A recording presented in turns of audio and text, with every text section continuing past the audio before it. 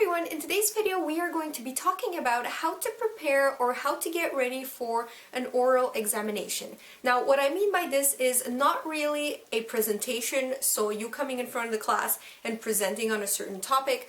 I'm talking about you being asked to come in front of the class and answering questions or trying to defend your point of view, etc., etc. Tip number 1, create a study guide. Now this is the longest point of the entire video, and this is going to take you pretty much 90% of your time and your preparation, because you have to gather all the material, gather all your data. If you're doing a thesis defense, check out your paper and just really try to summarize or just make everything short and sweet to fit in 1 or 2 page maximum document that you will have to review and you're going to refer to back and forth, and this is going to be the core of what you're going to try to learn and what you're going to try to memorize in order to prepare yourself for the exam. Tip number 2, the teacher's perspective. Learn the material with in mind being able to present it and to teach it to somebody else. This is a completely different style of learning. It's legit not just memorization and just like tack tack tack tack tack, okay, I know my key points, I'm done, I'm just gonna come with like a little flashcard and just like recite it, and when someone asks me something I'm just gonna, oh, that's point 2.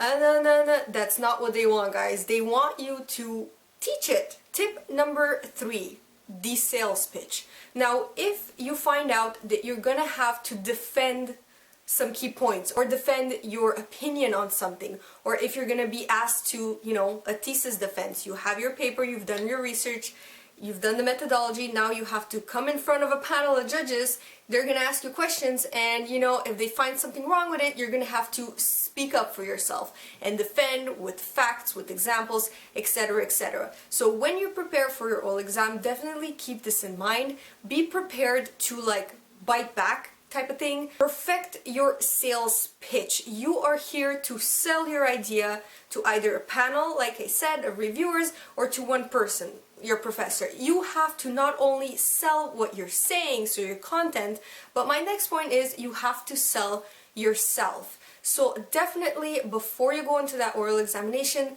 look at your mannerism, you look at your posture, look at how you look, how you're dressed, how you present yourself, because whether you like it or not, sometimes the professors or the reviewers or the judges judge you, because that's their job, on the first time they see you. So if you come in with a hoodie and a baseball cap and just like when you talk like this, in their mind they're registering that person's not confident, probably didn't do the work, probably doesn't know what they're talking about, probably is lying about what they're talking about, and yeah, I'm bored, and you know what? See, whatever, next. You have to go in it to win it, my friend, and impress them from the second you step through that door. Nothing can help you improve your speech and your mannerism such as filming yourself, because you literally can nitpick at everything you do. So my thing is hand gestures. I tend to use my hands a lot in presentations and it's distracting. So throughout the years with YouTube, with filming myself, I'm trying to minimize how much I use my hands. My posture is much better than before because I worked on that. You can do it too. So grab your laptop, it doesn't have to be a high HD camera, and film yourself. My next tip for you, and I have to say this kind of bit me in the butt when I did it. Oh boy, know your weak points and don't ignore them, like I did. When I had to defend one of my projects, one of my scientific articles, I'm not too comfortable with methodology and like t-tests and one-way ANOVA and whatnot. And I'm like, you know what? They're not gonna ask about that, I'm just gonna like kind of know what I did in my paper, but the details are so excruciating. Like, I'm not gonna spend time on that. Ain't no way they're gonna ask about that. Guess what?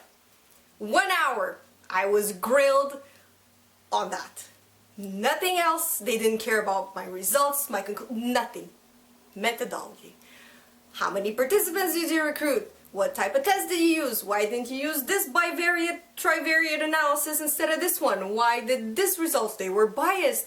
What graph shows the raw data? And it was horrible. I know this might sound weird, but the people you're gonna be presenting to are gonna notice the topics you kind of like avoid and try to dodge questions.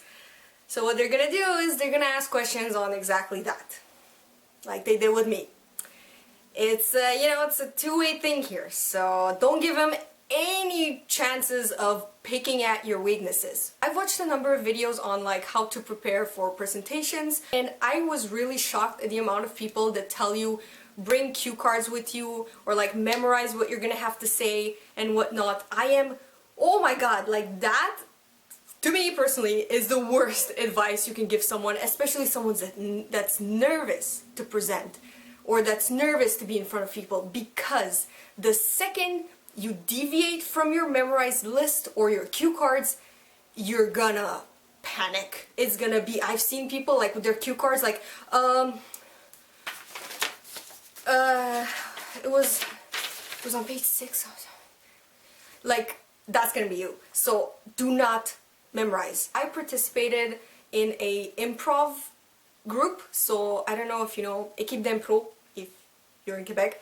So it's kind of like, whose line is it anyway? It teaches you, it's like acting but on the spot. If you've did all the points I mentioned before, so studying from a teacher's perspective, doing your study guide, knowing and understanding what you're going to talk about, and knowing and having a lot of examples to share, you can kind of like dodge bullets, okay? Know how to think on your feet. Be comfortable with what you're going to present. Be comfortable and confident in yourself, and you're going to ace it. Because that's how hashtag bosses do their thing, and guess what? You're a boss, so start acting like one, okay? So before I leave you, like I mentioned in my previous video, I'm gonna link it down below so you can check that one out, I am moving house, and I wanted to ask you, honest opinion, okay? Do you like this type of background? I'm taking the shelf with me so I can like redecorate it. Do you want me to change it up a little bit? I'm open for any suggestions, and I'm really excited to see what you guys have to say and your really cool artistic ideas. This is officially the last time I am filming in this room, and I'm super excited, and I'm really gonna hope that you love my new place. So yeah, with that being said, please don't forget to give this video a thumbs up if you liked it, and subscribe to me if you like what you see, because I post study videos every Thursday, even if I'm moving. Bye guys!